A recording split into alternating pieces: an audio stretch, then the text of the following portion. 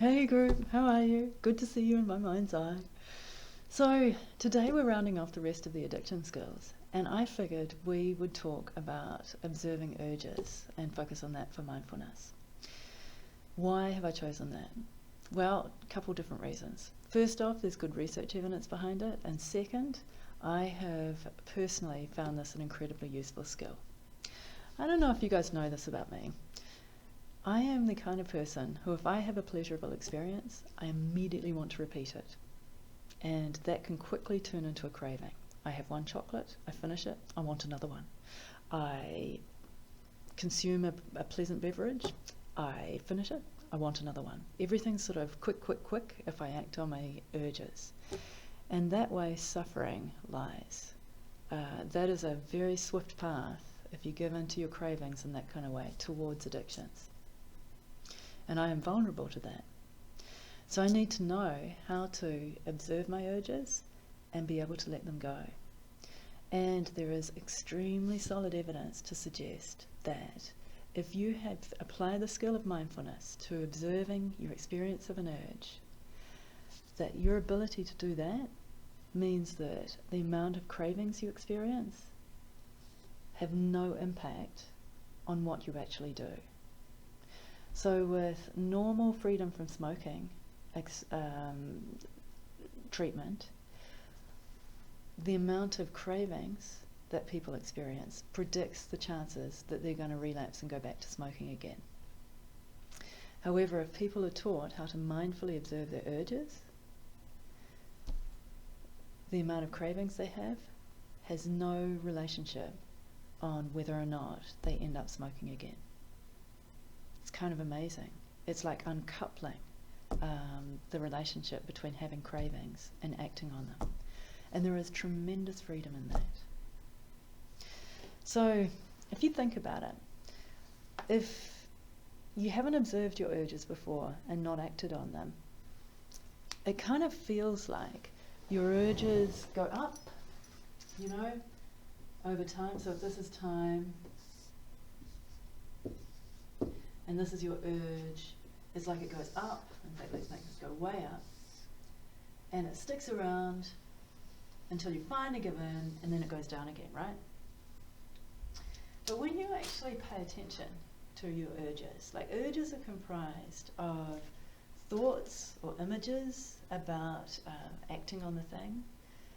And they start, however, usually with bodily sensations. There's you feel some kind of way in your body, and you have an urge to act on it. So you feel a particular experience in your bladder, and then you have the urge to pee. You feel a hunger pang, you have the urge to eat. And cravings for substances that are related, or other things that are related to addictive behaviour, work exactly the same way. You usually experience something in your body, and then you have images or thoughts related to the behaviour you want to do in response to that thing. And when you pay attention to how those cravings play out, what you find, if you just pay attention to it without actually acting on it, sure, it goes up, but it kind of goes up like that, and it peaks, and then it gradually, if you don't give into it, it goes down. However, if you give into it,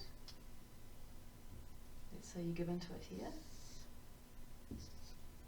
essentially you have rewarded your brain for creating cravings. It's like at the precise moment that your brain was having that tantrum, like the kid in the supermarket store, and the brain got its candy, the brain has learned that if it has cravings, then ultimately it will get, provided it keeps the cravings sticking around and they're intense enough, it will get what it craves. Your brain will continue to create strong cravings in order to get the thing that it wants. So the ability to just observe your urges can help you be set free from that. So the way you do it is first notice exactly how you experience that craving. Where in your body you experience it, what it's like. Is it in your nose? Is it in your mouth? Is it in your abdomen? Where are you experiencing it, and what are the sensations? And then you can just notice on one area where you're experiencing the urge, and just non-judgmentally and curiously just observe the exact sensations connected with it. Is it tingling? Is it pain? Is it tension? What is it? And just notice it. You can also describe it to yourself if you like. And the idea is that you're not trying to escape from or avoid this experience. You're just noticing it and accepting the presence of the craving, the presence of those sensations. And it'll become quite clear as you pay attention that it really does come and go. Now this can be quite uncomfortable to begin with, but as you gain more confidence in the experience, it becomes easier and easier to just experience the sensations without giving in to them and without judging them. So, for mindfulness, let's focus on an urge. Let's observe an urge, and you're going to get a few different options with respect to this. So you can observe the urge to blink.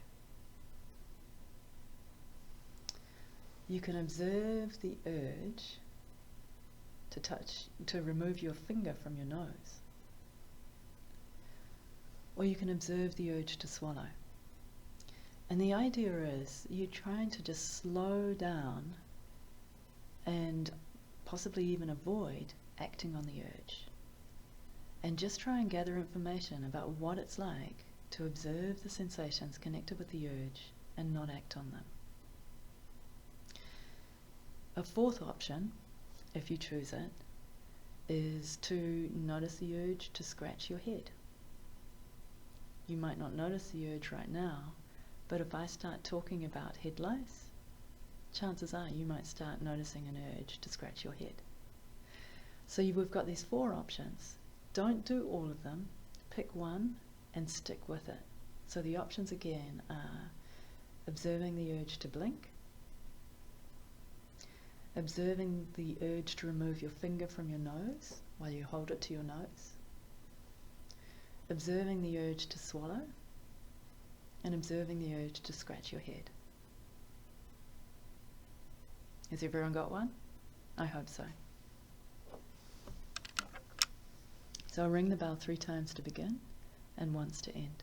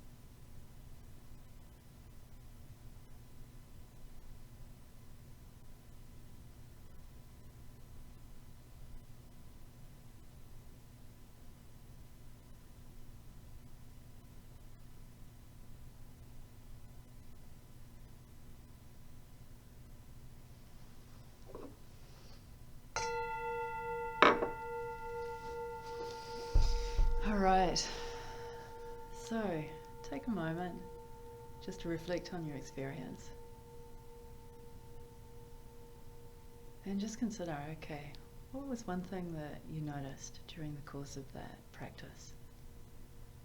And just take a moment to describe it to yourself.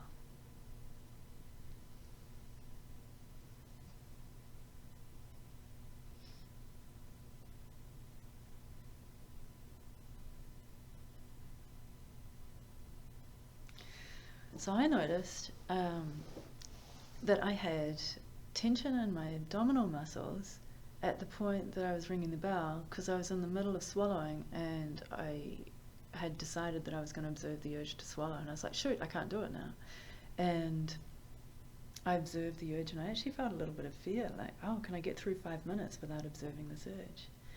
And halfway through I changed posture and I noticed myself swallow, and I noticed a moment of judgment, and then I thought, let it go, Emily. Like, the task here is to observe the urges, not that you've got, not what just happened just before.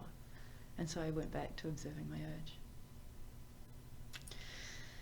I'd love to hear all of your observations as well, and if you choose to put them in the comments or tell me next time we're talking, it would be fantastic. So that's one of the skills that we're going to be covering in this session. We're essentially going to be going through burning bridges to addiction and also building new ones, and alternate rebellion and adaptive denial. So we'll start with burning bridges.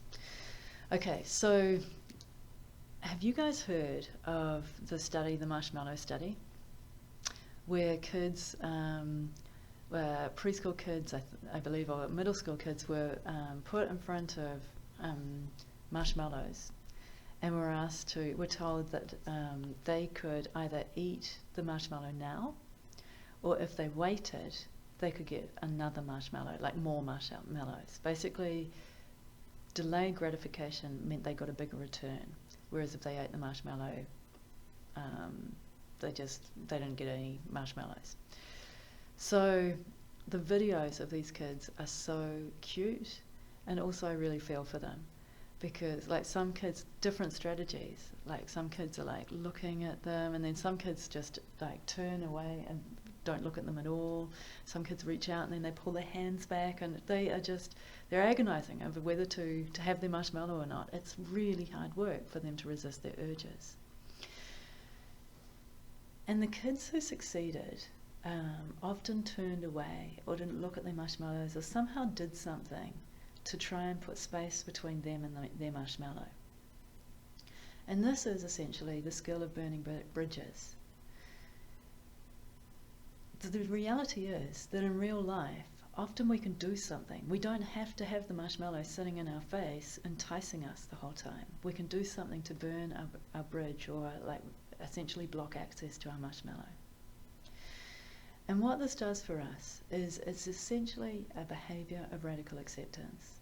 It is acknowledging that our lives are not going to be bettered by us acting on the urge to take the marshmallow or engage in the addictive behavior.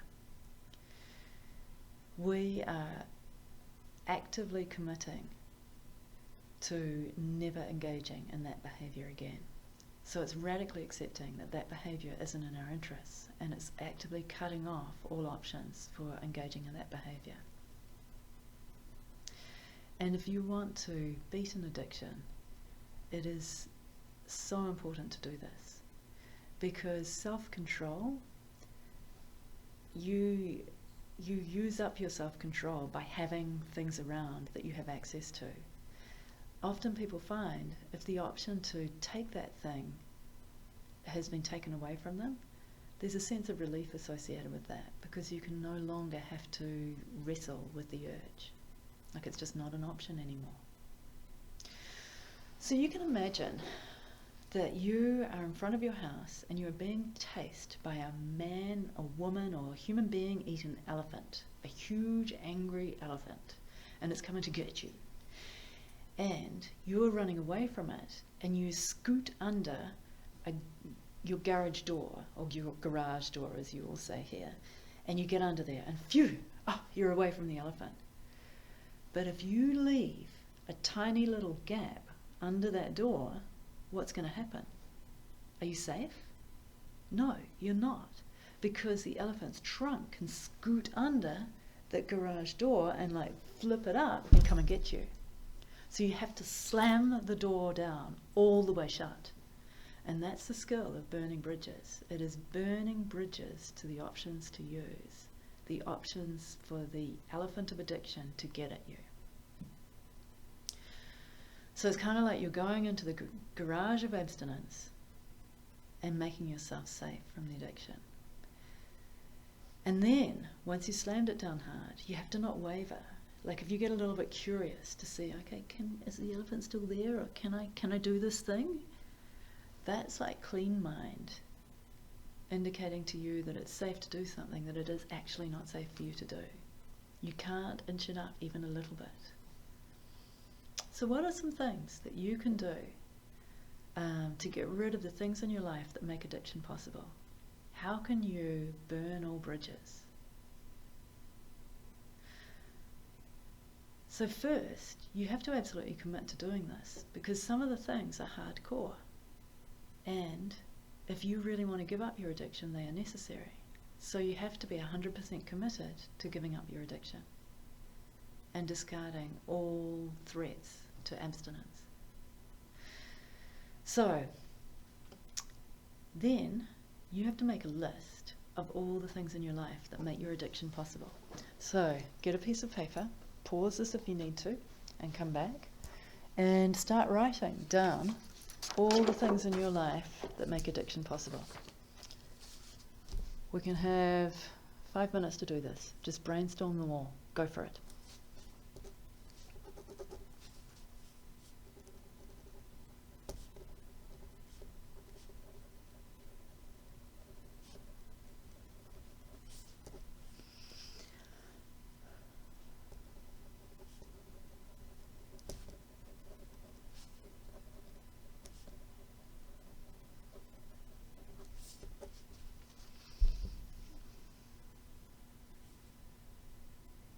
Keep going.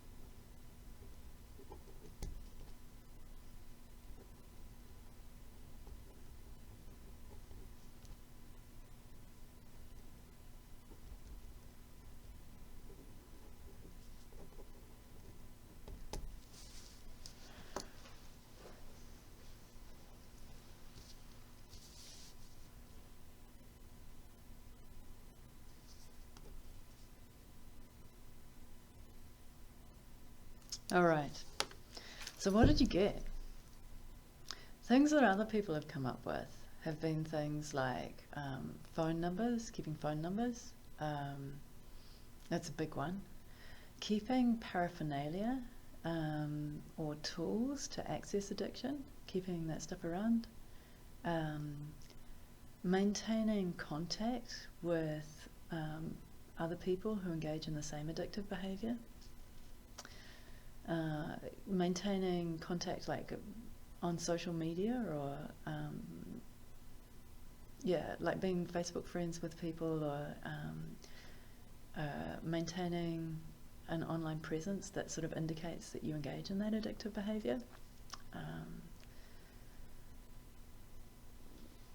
Looking at various websites frequently and not clearing your Safari browser history so that it's, just that sort of those sites kind of greet you as you log on to your computer or your phone. Maintaining memberships to various organisations that are associated with the addiction, and having oftentimes sort of dressing a certain way that indicates that you're into that kind of stuff, not telling people that you're no longer doing those kinds of things. Those are some things that other people have come up with. So then the idea is that you want to get rid of these things, and you might have to be quite creative about how to do it. So someone I was working with, they didn't just block their dealer's number on their phone because the dealer would get hold of them in all sorts of other ways or look out for them on the street. What they did was when their dealer made contact with them, they would tell their dealer that their phones were being surveyed and that they were concerned about that being in contact together would lead to legal problems for both parties. I encouraged someone else to say that their therapist had threatened to contact the police if there was any further indications of contact between these people. That wasn't actually true, I wouldn't do that. However, the threat held good, and it meant that the person I was working with was less likely to have repercussions on them because the threat wasn't coming from them. Getting rid of paraphernalia has been something that a lot of people have done, and I really admire their willingness about it. And also just saying to people, I'm not doing that anymore, like making a very, very public commitment and standing by it and communicating that commitment to people who support non-addictive behaviour and are really invested in it. And then what you've got to do is list out the things that will interfere with addiction, like basically get in addiction's way, make it hard to engage in the addictive behaviour. So you'll have already got rid of Amazon Prime if you are struggling with a shopping addiction. But maybe you also want to make it hard to access your credit cards. You want to tell the truth about what you're grappling with, ruthlessly to people. You want to be really out and proud. You want to flaunt the fact that you are quitting to everybody. Can you think of any other things that you could do? What sort of things would make it way harder to slip back into old habits?